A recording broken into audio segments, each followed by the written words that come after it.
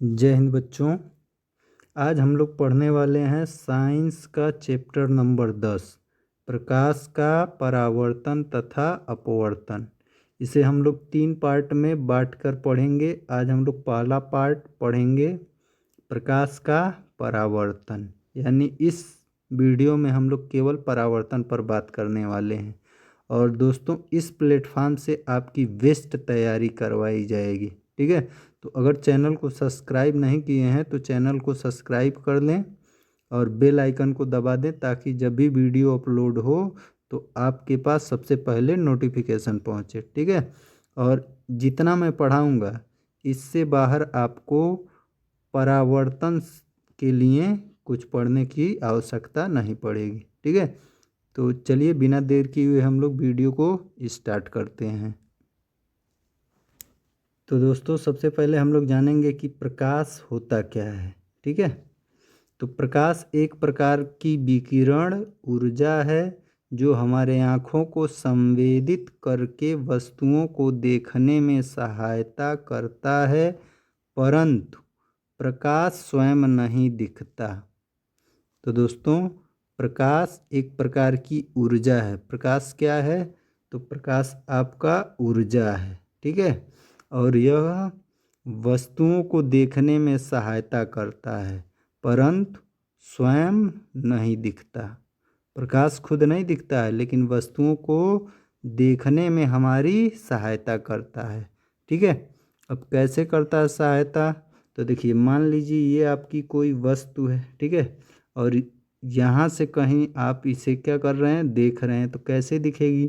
तो जब कोई भी प्रकाश की किरण इस वस्तु पर पड़ती है और इस वस्तु से परावर्तित होकर, ठीक है, आपके आँखों में प्रवेश करती है, तब जाके ये वस्तु आपको दिखाई देती है, ठीक है। तो परावर्तन के कारण ही हम लोग इस वस्तु को देख पाते हैं, ठीक है। तो प्रकाश क्या है? प्रकाश एक प्रकार की ऊर्जा है जो हमारी आँखों को संवेदित करके वस्तुओं को देखने में सहायता करती है, ठीक है। अब प्रकाश के बारे में कुछ इम्पॉर्टेंट पॉइंट हैं। प्रकाश का चाल निर्वात में सबसे अधिक c बराबर 3 × 10⁸ मीटर प्रति सेकेंड होता है।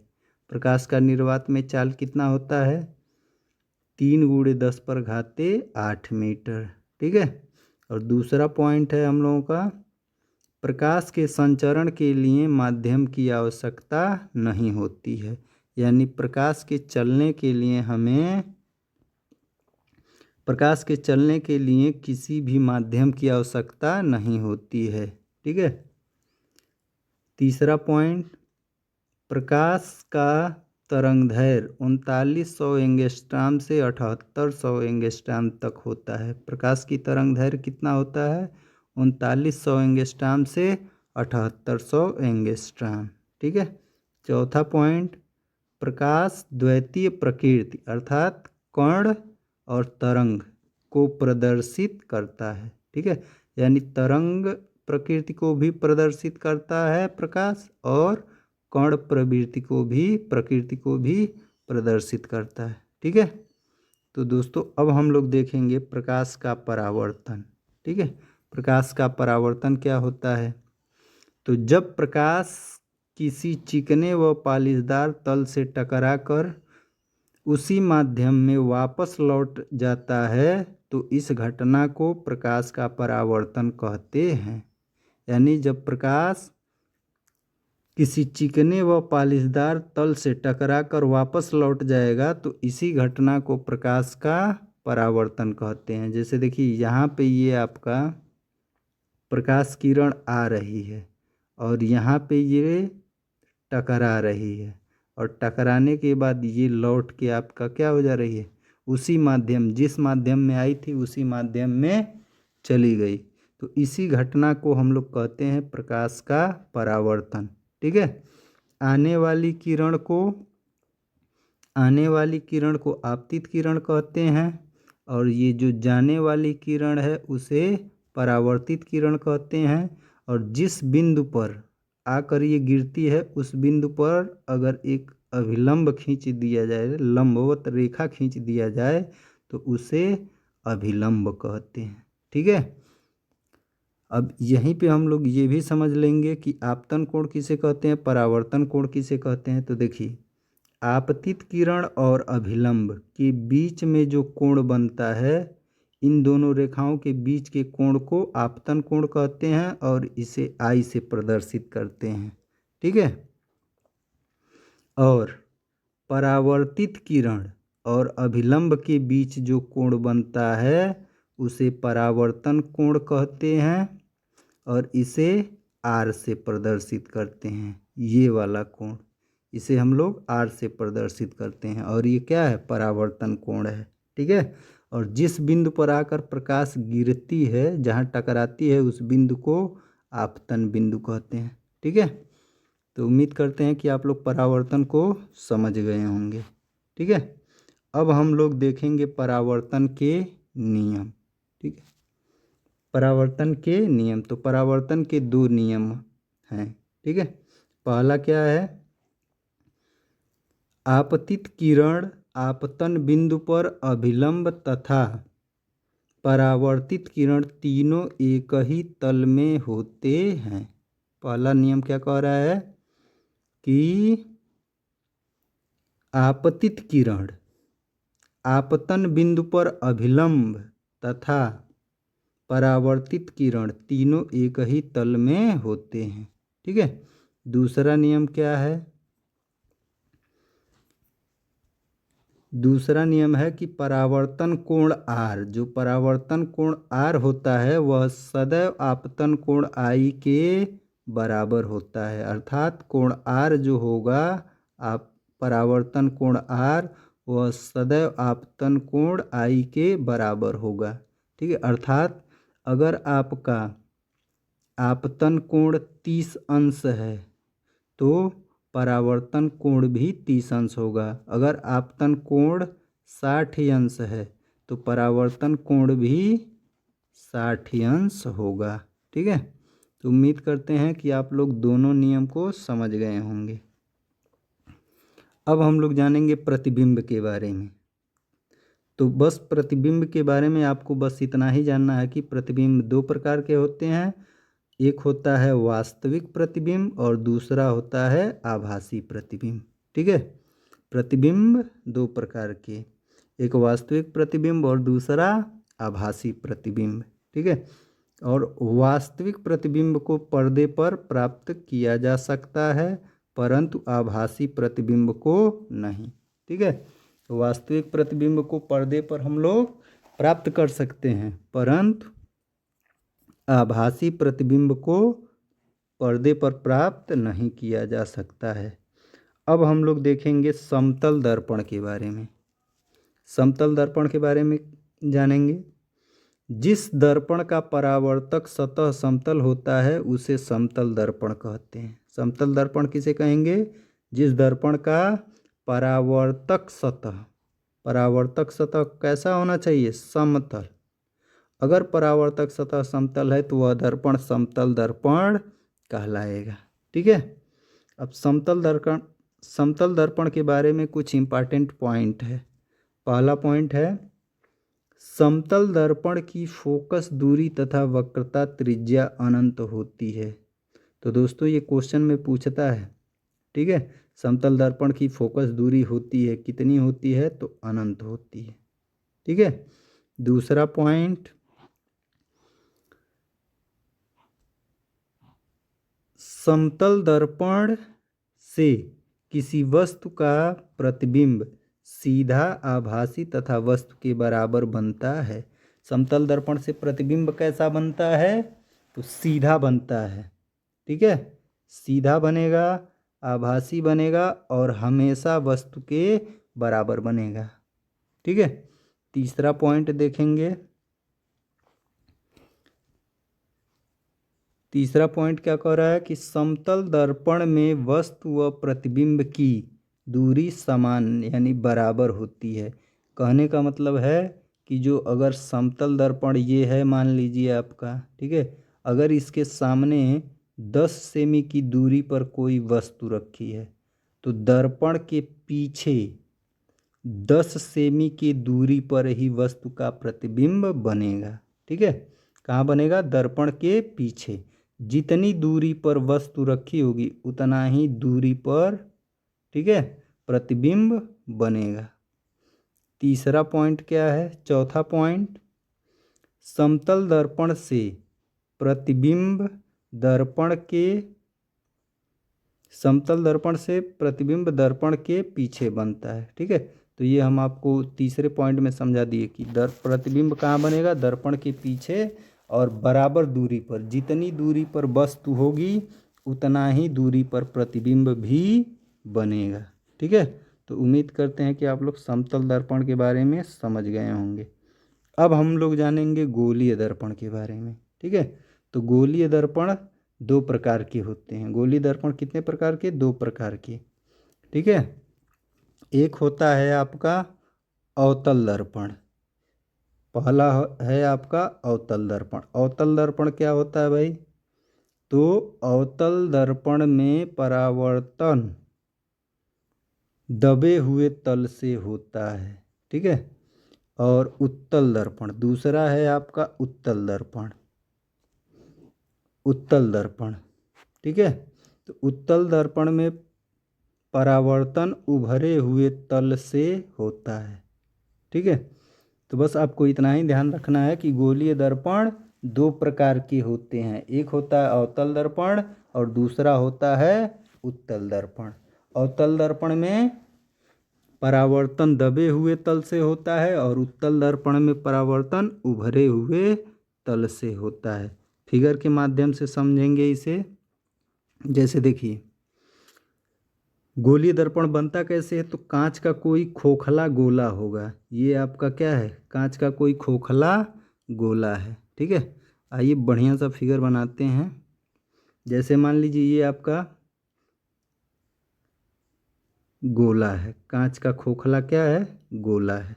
ठीक है, अब आप इसे काट दीजिए कहीं से। यहाँ से मान लीजिए काट दी और काट के इसका भाग अलग कर दीजिए। जैसे इसको मान लीजिए काट के ये अलग कर दिया गया, और अलग करने के बाद आप दो काम कर सकते हैं। ठीक है, पहला काम, या तो आप इसे बाहर से पालिश कर दीजिए उभरे हुए तल को, या इसके दबे हुए तल को, यानी जो गड्ढा वाला भाग है उसको पालिश कर दीजिए। अगर उभरा हुआ तल पालिश कर देंगे तो ये कहलाएगा अवतल दर्पण। ठीक है, और अगर दबा हुआ भाग पालिश करेंगे तो कहलाएगा उत्तल दर्पण। बात समझ में आया? तो गोलीय दर्पण किसी कांच के खोखले गोले को काट कर बनाया जाता है। ठीक है, कांच के खोखले गोले को हम लोग क्या करते हैं? काट देते हैं और उसका एक तल पालिश कर देंगे तो गोलीय दर्पण कहलाएगा। अगर उभरा हुआ तल पालिश किए तो अवतल दर्पण कहलाएगा, और अगर दबा हुआ तल पालिश किए तो उत्तल दर्पण कहलाएगा।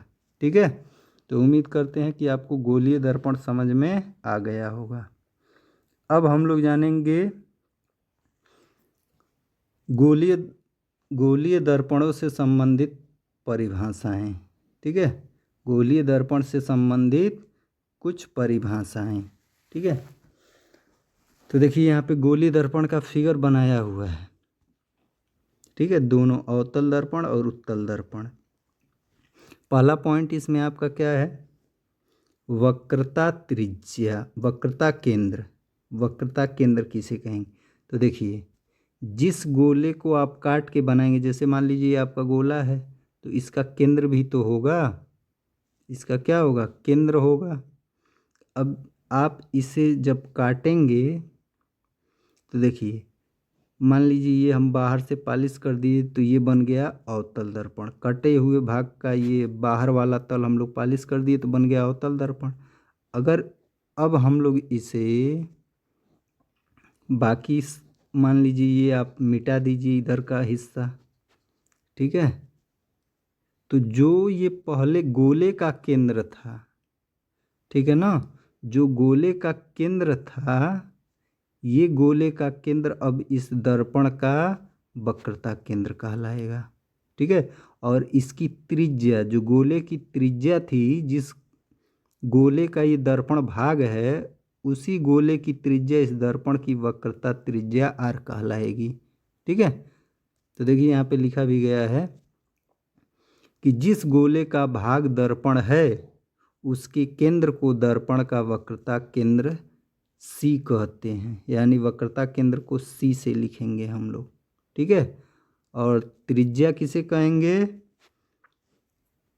तो जिस गोले का भाग दर्पण है उसके त्रिज्या को दर्पण का वक्रता त्रिज्या आर कहते हैं। यानी जिस गोले का भाग दर्पण होगा उसी गोले के केंद्र को दर्पण का वक्रता केंद्र तथा उसकी त्रिज्या को दर्पण की वक्रता त्रिज्या कहते हैं। ठीक है, उम्मीद करते हैं कि आपको समझ में आ गया होगा। अब हम लोग देखेंगे दर्पण का ध्रुव। दर्पण का ध्रुव किसे कहेंगे, पोल किसे कहेंगे।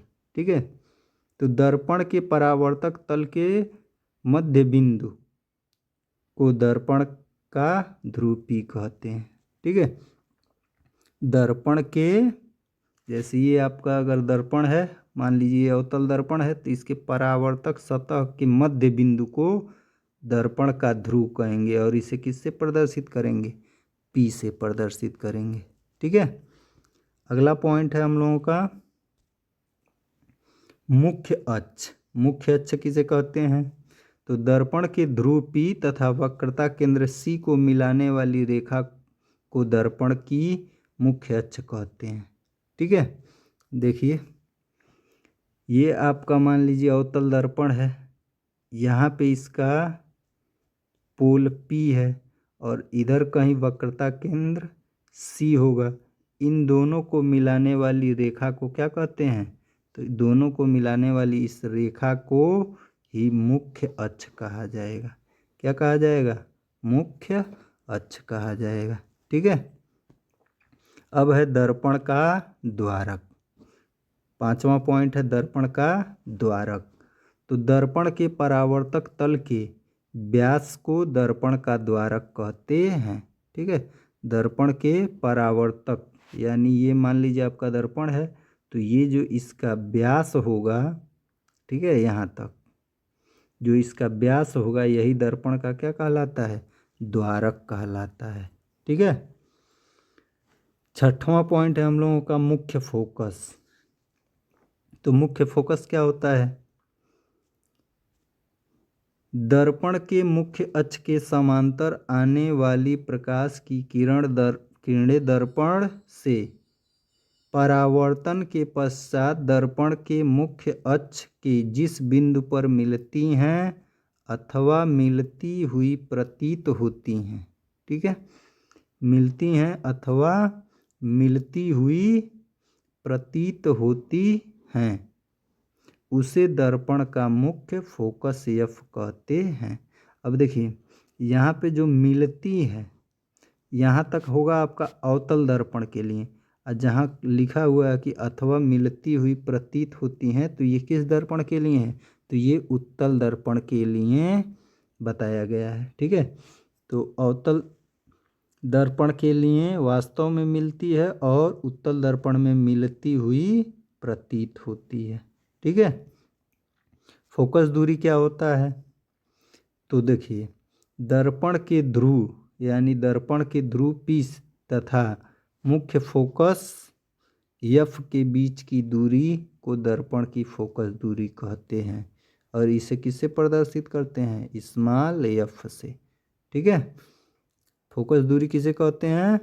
तो दर्पण के ध्रुव व मुख्य फोकस के बीच की दूरी को दर्पण की फोकस दूरी कहते हैं।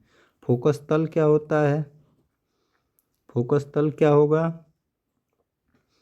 वह तल जो मुख्य फोकस में से जाता है तथा मुख्य अक्ष के लंबवत होता है, उसे दर्पण का मुख्य फोकस तल कहते हैं।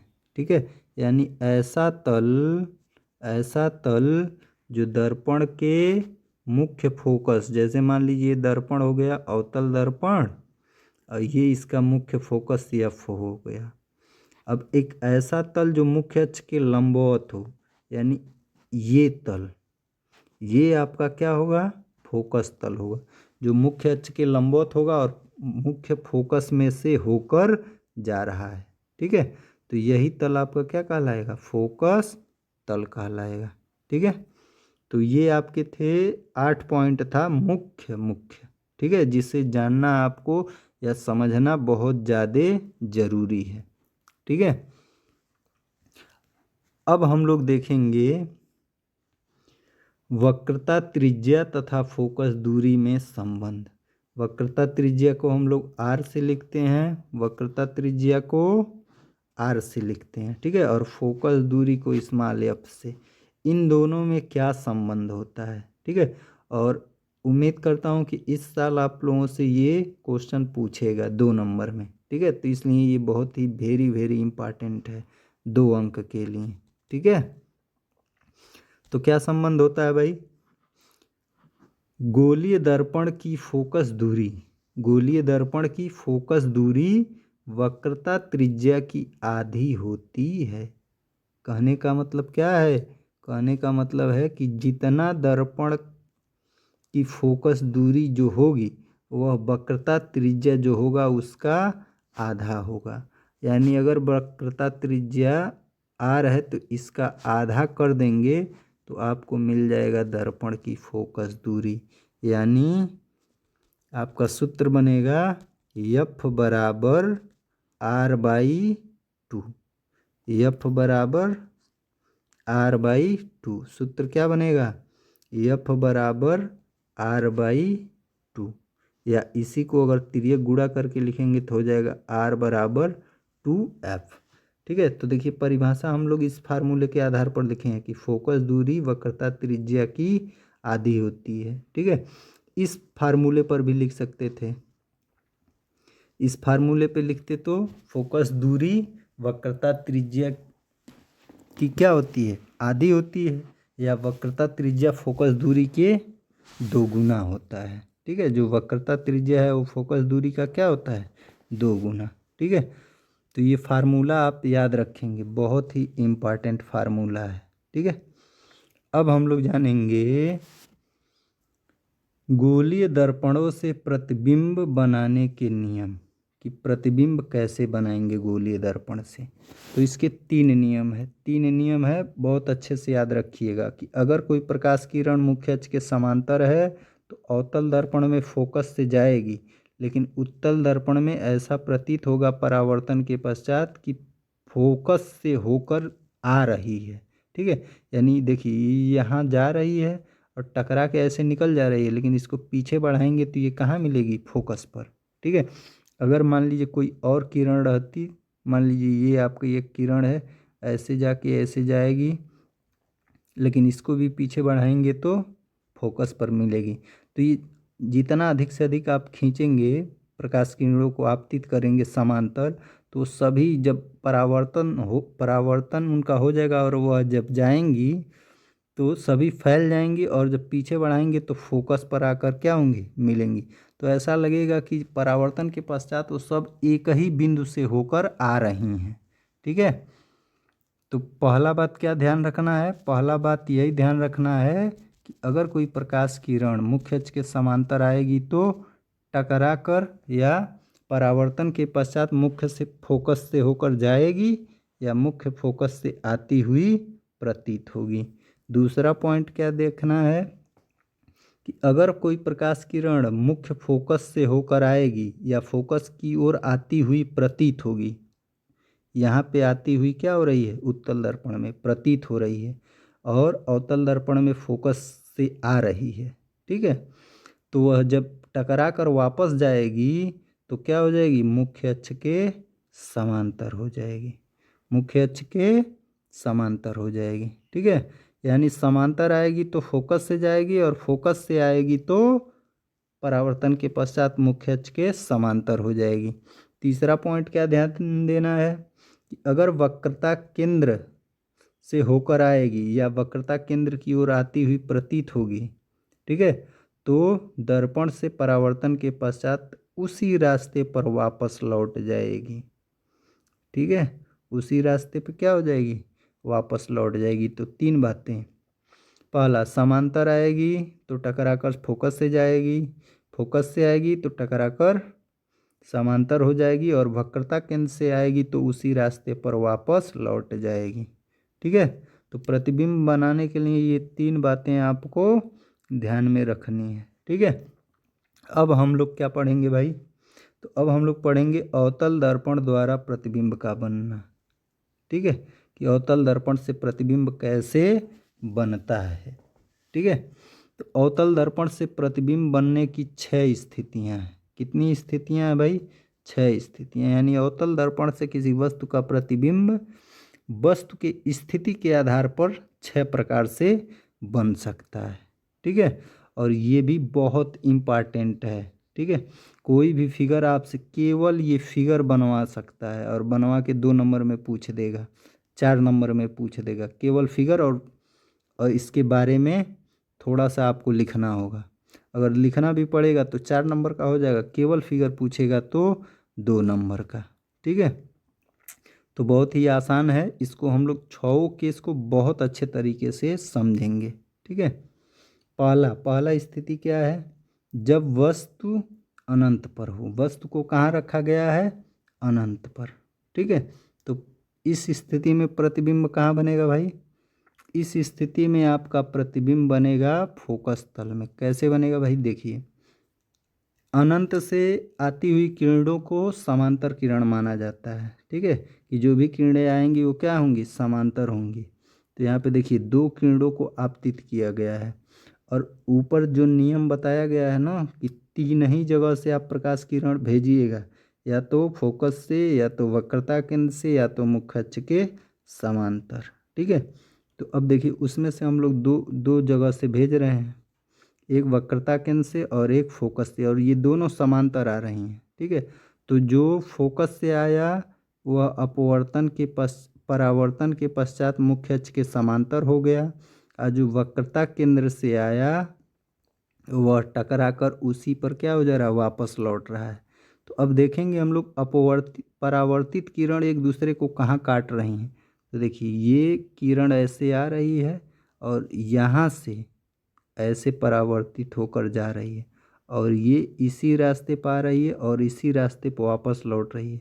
तो लौटने वाली किरण को देखेंगे हम लोग, तो यहाँ से ये लौट रही है। फिर से देखिए, लौटने वाली किरण को देखिए, तो एक इधर से लौटेगी भाई, जिस रास्ते पर आएगी उसी पर लौट के जाएगी, और एक यहाँ से लौटेगी, और दोनों एक दूसरे को यहाँ पे काटेंगे आई डैश पर। ठीक है, यहाँ से अभिलंब डाल देंगे हम लोग, तो यही आपका वस्तु का क्या बनेगा? प्रतिबिंब। यानी जहाँ परावर्तित किरण दोनों एक दूसरे को काटेंगे वहीं पे प्रतिबिंब बनता है। ठीक है, कैसा प्रतिबिंब बनेगा? देखिए वस्तु ऊपर की ओर रखी हुई है। ठीक है, वस्तु ऊपर की ओर इस तरह से रखी है और प्रतिबिंब आपका नीचे की ओर ऐसे बन रहा है। यानी प्रतिबिंब कैसा बन रहा है? प्रतिबिंब उल्टा बन रहा है। प्रतिबिंब क्या बन रहा है? उल्टा बन रहा है। ठीक है, और छोटा बन रहा है और वास्तव में बन रहा है, यानी वास्तविक बन रहा है।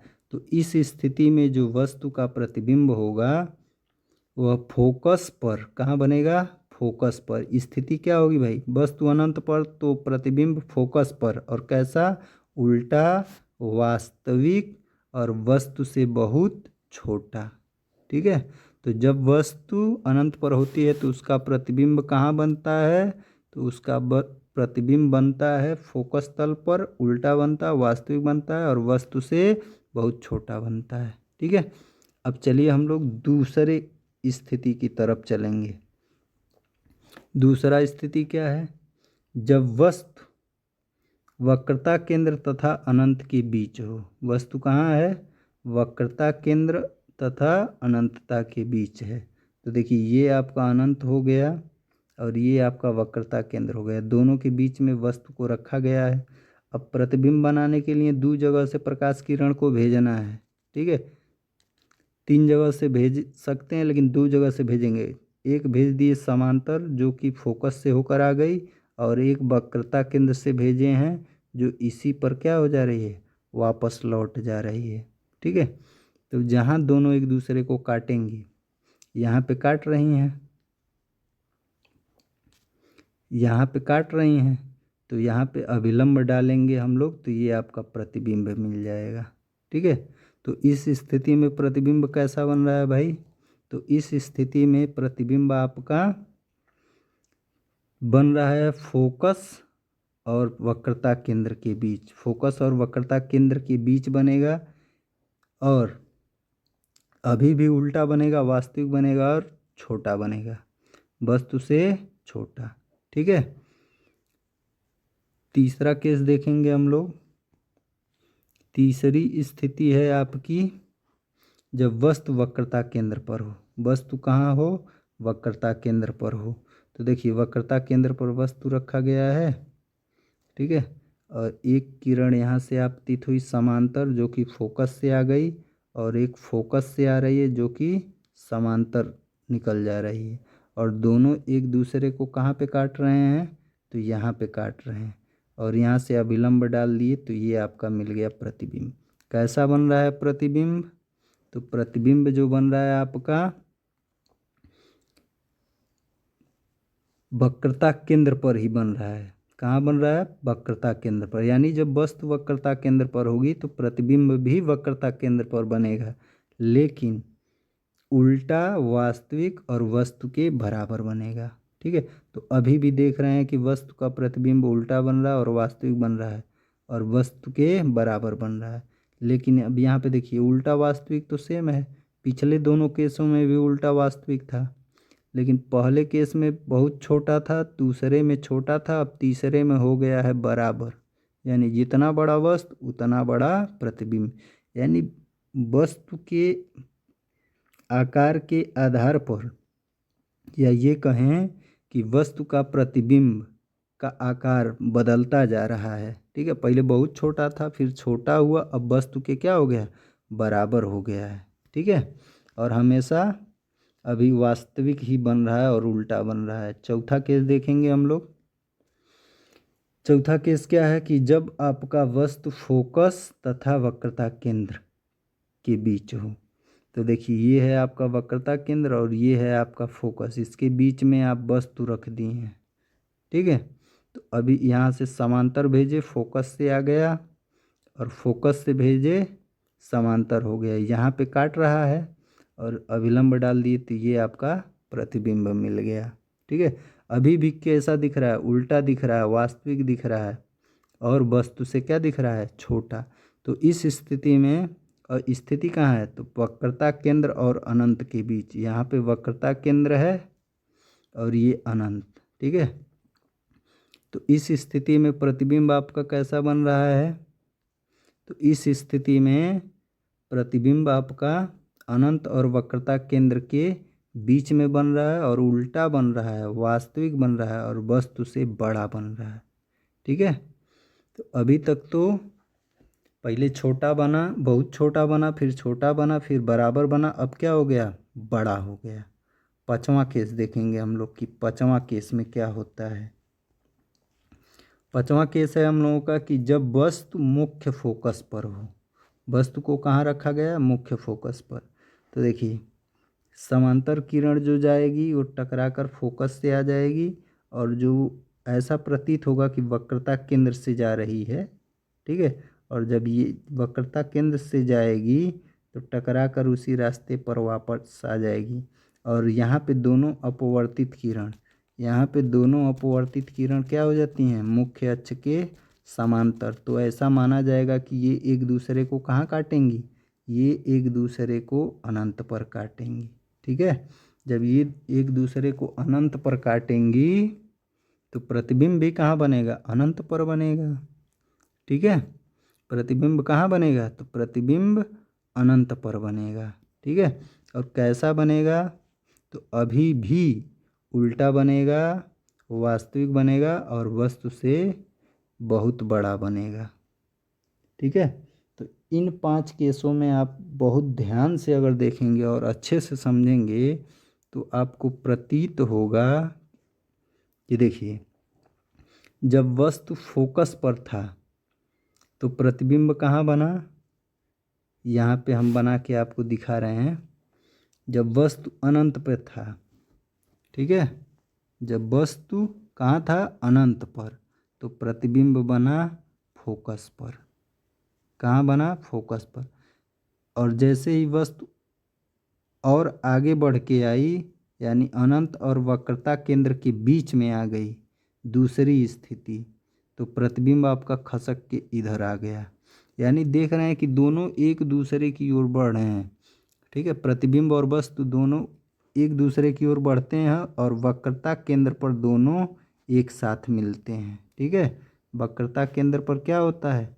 एक साथ मिलते हैं। ठीक है, और इस स्थिति में दोनों आपस में बराबर होते हैं। जब वक्रता केंद्र पर मिलते हैं तो दोनों क्या होते हैं? आपस में बराबर। और दो स्थिति में वस्तु बड़ी है, यानी जब वक्रता केंद्र और अनंत की तरफ वस्तु है, वक्रता केंद्र से अनंत की ओर वस्तु है, तो वस्तु बड़ी है, प्रतिबिंब छोटा बन रहा है। और प्रतिबिंब किधर बन रहा है? तो वक्रता केंद्र और दर्पण के बीच इस साइड बन रहा है, यानी फोकस दर्पण की ओर। ठीक है, और जैसे ही वस्तु आपका इधर आ रहा है, ठीक है, दर्पण की ओर, वक्रता केंद्र से दर्पण की ओर, तो प्रतिबिंब आपका चला जा रहा है वक्रता केंद्र से अनंत साइड की तरफ भाग रहा है। ठीक है, तो आप क्या कहेंगे? बस सीधे सीधे याद रखेंगे कि अगर वस्तु अनंत पर है, वस्तु अनंत पर है तो प्रतिबिंब फोकस पे बनेगा, उल्टा बनेगा, वास्तविक बनेगा और बस से बहुत छोटा बनेगा। ठीक है, और अनंत तथा वक्रता केंद्र के बीच होगा तो प्रतिबिंब आपका वक्रता केंद्र और फोकस के बीच होगा, वक्रता केंद्र और फोकस के बीच होगा। और जब वस्तु वक्रता केंद्र पर होगा तो प्रतिबिंब भी वक्रता केंद्र पर बनेगा। चौथा स्थिति, जब आपका प्रतिबिंब वस्तु फोकस और वक्रता केंद्र के बीच होगी तो प्रतिबिंब चला जाएगा अनंत और वक्रता केंद्र के बीच। और जब वस्तु फोकस पर जाएगी तो उसका प्रतिबिंब चला जाएगा अनंत पर। ठीक है ना। और पांचों केस में वस्तु का प्रतिबिंब कैसा बनेगा? तो पांचों केस में उल्टा बनेगा, वास्तविक बनेगा। ठीक है, उल्टा और वास्तविक ये पांचों केस में बनेगा। ठीक है, पहले केस में बहुत छोटा था, दूसरे में छोटा, तीसरे में बराबर और चौथे में बड़ा और पांचवें में क्या हो जाएगा? बहुत बड़ा। जब फोकस पर होगा तो प्रतिबिंब क्या हो जाएगा? वस्तु फोकस पर होगा तो प्रतिबिंब इसका अनंत पे। अब इधर देखिए, आप बढ़ाइए, यही अनंत पे जा काटेगा तो अनंत पे मिलाएंगे तो ये आपका बस प्रतिबिंब क्या होगा? बहुत बड़ा बनेगा। ठीक है, तो उम्मीद करते हैं कि आप पांचों केस समझ गए होंगे। छठवां केस क्या है? छठवां केस है कि जब वस्तु आपका ध्रुव P और फोकस के बीच हो, तो इस स्थिति में दर्पण का प्रतिबिंब बनता है दर्पण के पीछे और सीधा बनता है। यही एक ऐसा केस है जिसमें सीधा बनता है, छठवां केस। तो इसको बहुत अच्छे से ध्यान रखना है। ठीक है, ये वाला क्वेश्चन ज़्यादा चांस है पूछने का, यानी इस वाले फिगर को तो आप वेरी वेरी इंपॉर्टेंट कर लीजिए। ठीक है, ये आपका वेरी वेरी इंपॉर्टेंट है। ठीक है, क्योंकि अवतल दर्पण के इसी एक केस में वस्तु का प्रतिबिंब सीधा बनता है और आभासी बनता है। अभी तक तो उल्टा और वास्तविक बन रहा था, लेकिन इस केस में क्या बनता है? आभासी बनता है और सीधा बनता है। ठीक है, और कहाँ बनता है? दर्पण के पीछे। ठीक है, तो उम्मीद करते हैं कि इसका 6 केस आपको क्या हो गया होगा? समझ में आ गया होगा। अब हम लोग देखेंगे उत्तल दर्पण द्वारा प्रतिबिंब का बनना। उत्तल दर्पण में प्रतिबिंब कैसा बनता है? तो देखिए, उत्तल दर्पण में कहीं भी आप इसके सामने वस्तु रखिए, क्योंकि इसका फोकस वक्रता केंद्र दर्पण के पीछे होता है। ठीक है, यानी जिधर से दर्पण को पेंट किया गया है, पॉलिश किया गया है, उस साइड है। ठीक है, इसलिए इसके सामने कहीं पर भी वस्तु रखिए, इसका प्रतिबिंब हमेशा ध्रुव P और फोकस F के बीच बनेगा। कैसा बनेगा? सीधा बनेगा, आभासी बनेगा और वस्तु से छोटा बनेगा। ठीक है, तो इसके प्रत्येक स्थिति में छोटा होगा प्रतिबिंब वस्तु से, आभासी होगा और सीधा होगा। ठीक है। और अवतल दर्पण में केवल एक केस था, छठवां, जब वस्तु को P और F के बीच रखा जा रहा था। P और F ध्रुव और दर्पण के फोकस के बीच रखा जा रहा था, तो दर्पण के पीछे बन रहा था। लेकिन दोनों में क्या अंतर है? तो जो अवतल दर्पण से बनता है आभासी प्रतिबिंब, वह वस्तु से बड़ा होता है, और उत्तल दर्पण में बनने वाला प्रतिबिंब छोटा होता है। यही दोनों का अंतर करेगा, ठीक है। तो आपसे क्वेश्चन पूछ सकता है कि किस दर्पण द्वारा आभासी प्रतिबिंब वस्तु से छोटा बनता है? तो किस दर्पण से?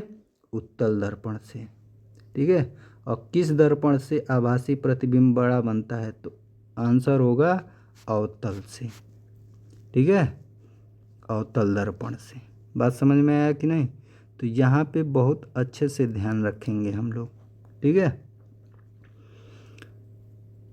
यहाँ पे भाषा में भी लिखा गया है कि देखिए, उत्तल दर्पण में वस्तु की प्रत्येक स्थिति के लिए प्रतिबिंब सदैव कैसा होगा? सदैव वस्तु कहीं रखिए, आभासी होगा, सीधा होगा और वस्तु से छोटा बनेगा।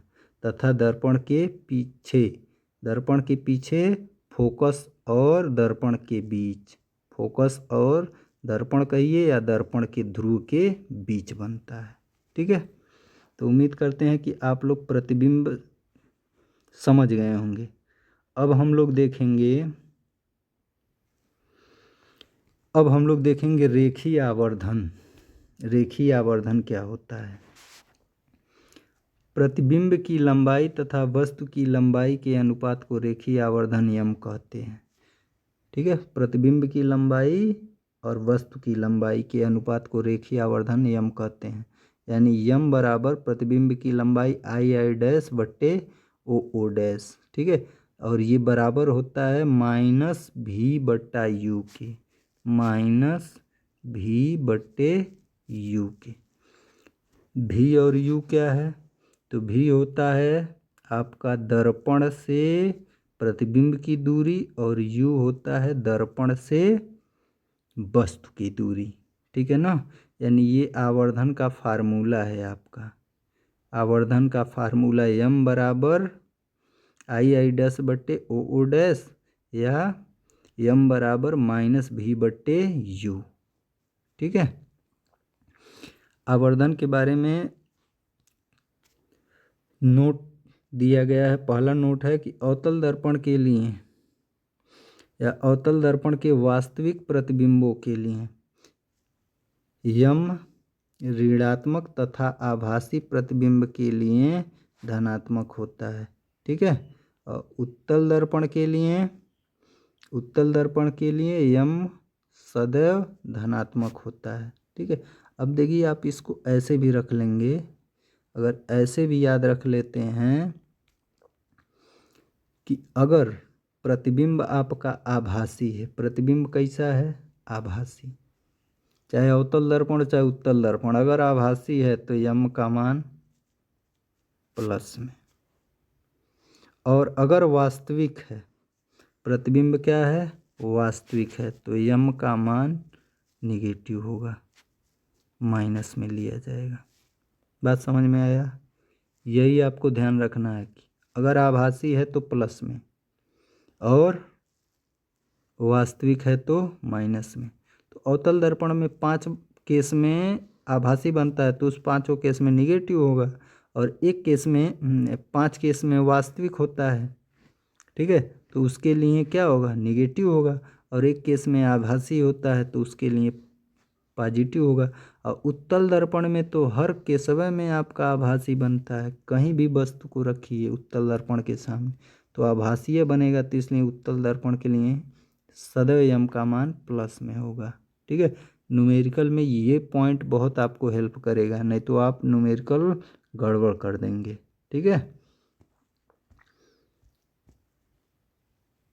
अब देखेंगे हम लोग चिन्ह परिपाटी, ठीक है। चिन्ह परिपाटी में ध्यान से समझिए। देखिए,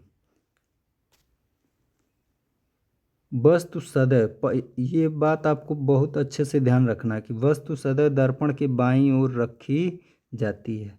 वस्तु हमेशा किधर रखेंगे, दर्पण की बाएं। ये अगर आपका दर्पण है, चाहे अवतल दर्पण हो चाहे उत्तल दर्पण हो, कोई सा भी दर्पण हो, हमेशा वस्तु को किधर रखेंगे, दर्पण के बाएं साइड, इधर ही रखना है। ठीक है, आप इधर मत रखने लगिएगा, नहीं तो काम हो जाएगा गड़बड़। ठीक है, तो वस्तु को किधर रखना है, दर्पण के बाईं ओर रखा जाएगा। ठीक है, और दूरियां, सभी दूरियां कहाँ से नापा जाता है, तो ध्रुव P से। कोई भी दूरी नापना हो तो ध्रुव P से नापी जाएगी। ठीक है, अब इसमें देखिए चिन्ह परिपाटी क्या बोलता है, बहुत ध्यान से समझेंगे। देखिए सभी दूरियां ध्रुव P से मापा जाएगा। ठीक है, अब चाहे अवतल दर्पण हो चाहे उत्तल दर्पण। ठीक है, अब इस P के इस डायरेक्शन में अगर कोई दूरी नापेंगे, यानी दाहिनी तरफ, चाहे अवतल दर्पण हो चाहे उत्तल दर्पण, पॉजिटिव लिया जाएगा। किस में लिया जाएगा, पॉजिटिव, प्लस में। और अगर इसके बाईं ओर आप लोग लेते हैं, ठीक है, ध्रुव के बाईं ओर, चाहे अवतल दर्पण हो या उत्तल दर्पण, ठीक है, तो इधर की दूरी माइनस में ली जाएगी। ठीक है, दो बात यहाँ पे ध्यान रखना है कि अगर दाईं ओर है तो प्लस में, और अगर बाईं ओर दूरी ले रहे हैं ध्रुव से तो माइनस में। ठीक, अगला पॉइंट, अगर मुख्य अक्ष के ऊपर कोई दूरी नाप रहे हैं कि इतना लंबा वस्तु रखा हुआ है तो उसको प्लस में लेंगे। ठीक है, मुख्य अक्ष के ऊपर किसी भी साइड, दर्पण के आगे चाहे दर्पण के पीछे, अगर ऊपर रखा हुआ है तो उसको प्लस में। ठीक है, और अगर नीचे दूरी मापेंगे, मुख्य अक्ष से नीचे, दर्पण के आगे या दर्पण के पीछे कहीं पर भी, तो इसको माइनस में लिया जाएगा। ठीक है, मुख्य अक्ष के ऊपर प्लस में, मुख्य अक्ष के नीचे माइनस में। यही आपका क्या है, यही आपका चिन्ह परिपाटी है। ठीक है, तो यहाँ पे लिख भी दिए हैं। ठीक है, और इसको आप मैथ से भी समझ सकते हैं। जैसे मैथ में हम लोग पढ़ते हैं ना, चतुर्थांश, एक्स अक्ष और वाई अक्ष, तो देखिए मूल बिंदु के इधर होता है प्लस एक्स अक्ष और इधर होता है माइनस, यानी मूल बिंदु के इधर कोई भी दूरी हम लोग प्लस में लेते हैं और इधर माइनस में। वाई अक्ष पे ऊपर की ओर प्लस में लेते हैं, नीचे की ओर माइनस में। सेम वही फंडा है आपका दर्पण में, ये ध्रुव P बन जाएगा। P के इधर लेंगे प्लस में, इधर लेंगे माइनस में, ऊपर लेंगे प्लस में और नीचे लेंगे माइनस में। बात समझ में आया, यहाँ पे लिख भी दिया गया है। ठीक है, अब हम लोग देखेंगे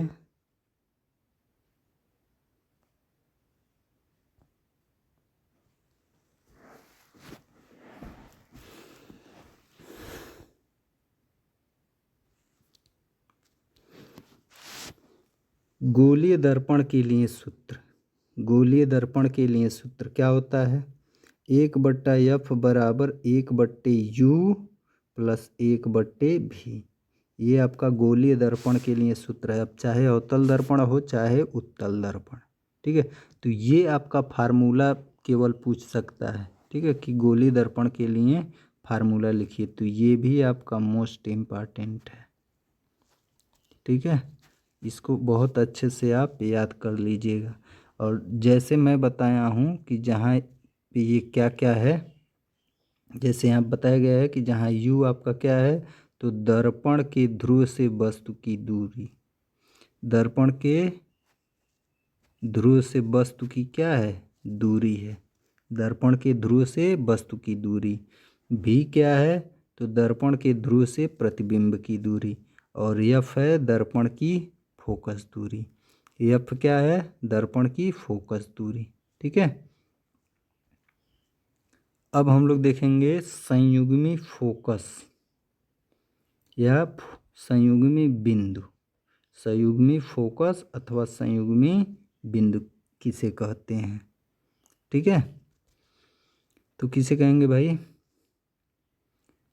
उन दो बिंदुओं को संयुग्मी फोकस कहते हैं जिनमें से एक पर रखी वस्तु का प्रतिबिंब दूसरे पर बनता है, यह अवतल दर्पण में संभव है। ठीक है, ये संयुग्मी फोकस किस में संभव है? तो केवल अवतल दर्पण में। ठीक है, ये क्या होता है? तो एक बिंदु पर अगर आप वस्तु को रखेंगे दूसरे प्रतिबिंब बनेगा, अगर उस दूसरे वाले बिंदु पर वस्तु को रखेंगे तो पहले वाले पे प्रतिबिंब बनेगा। जैसे अनंत में वस्तु रखते थे तो फोकस पे बनता था, फोकस पे वस्तु रखते थे तो प्रतिबिंब अनंत पे बनता था। ठीक है, तो ये केवल किस में संभव है? केवल अवतल दर्पण पर, अवतल दर्पण में संभव है।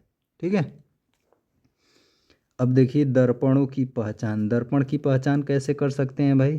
तो दर्पण की पहचान आप दो प्रकार से कर सकते हैं। एक तो उसे छू कर स्पर्श करके कर सकते हैं, और दूसरा उस दर्पण द्वारा बनने वाले प्रतिबिंब को देखकर आप बता सकते हैं कि कौन सा दर्पण है। ठीक है, अब हम लोग देखेंगे अवतल दर्पण के उपयोग। अवतल दर्पण का उपयोग कहाँ किया जाता है? तो अवतल दर्पण का उपयोग कहाँ किया जाता है? डॉक्टर द्वारा रोगियों के नाक, कान व गले की जांच करने में। ठीक है, डॉक्टर रोगियों के नाक, कान और गले की जांच में अवतल दर्पण का उपयोग करता है। दूसरा पॉइंट क्या है? हजामती दर्पण के रूप में, यानी जो जहाँ लोग हजामत करवाते हैं सैलून पर, ठीक है, उस सैलून में भी अवतल दर्पण का प्रयोग किया जाता है। ठीक है, तीसरा पॉइंट क्या है? गाड़ियों के हेडलाइटों में। ठीक है, गाड़ी का जो हेडलाइट होता है, जो अंधेरे में जिसे हम लोग जलाकर क्या करते हैं, रोड पर चलते हैं, यानी उस हेडलाइट में भी अवतल दर्पण का प्रयोग होता है। और कहाँ किया जाता है भाई? तो स्टीमरों तथा सर्च लाइट के लैंपों में। ठीक है, तो यहाँ पे 4 उपयोग दिया गया है, ये भी आपका इम्पॉर्टेंट क्वेश्चन बनेगा। ठीक है, कि अवतल दर्पण के 2 उपयोग लिखिए, 4 उपयोग लिखिए। ठीक है, अब हम लोग देखेंगे उत्तल दर्पण का उपयोग। उत्तल दर्पण के उपयोग, तो उत्तल दर्पण का उपयोग कहाँ किया जाता है? तो वाहनों में साइड मिरर के रूप में, यानी जो हम शीशे में हम लोग पीछे देखते हैं ना कि कोई बाइक आ रही है कि नहीं आ रही है, कौन सा गाड़ी आ रहा है। ठीक है, तो जो वाहन होते हैं उसमें साइड मिरर के रूप में प्रयोग किया जाता है। दूसरा, गली तथा बाज़ारों में लगे लैंपों के ऊपर। ठीक है, और तीसरा दूरबीन में। ठीक है, उत्तल दर्पण का उपयोग और कहाँ किया जाता है? तो दूरबीन में। ठीक है, तो इस तरह से आप लोगों का ये पहला पार्ट समाप्त होता है। ठीक है, और उम्मीद करते हैं कि आप लोगों को बहुत अच्छे से समझ में आया होगा। ठीक है, तो अगर वीडियो पसंद आई है तो वीडियो को लाइक करें, शेयर करें और चैनल को सब्सक्राइब कर लें। ठीक है, धन्यवाद दोस्तों।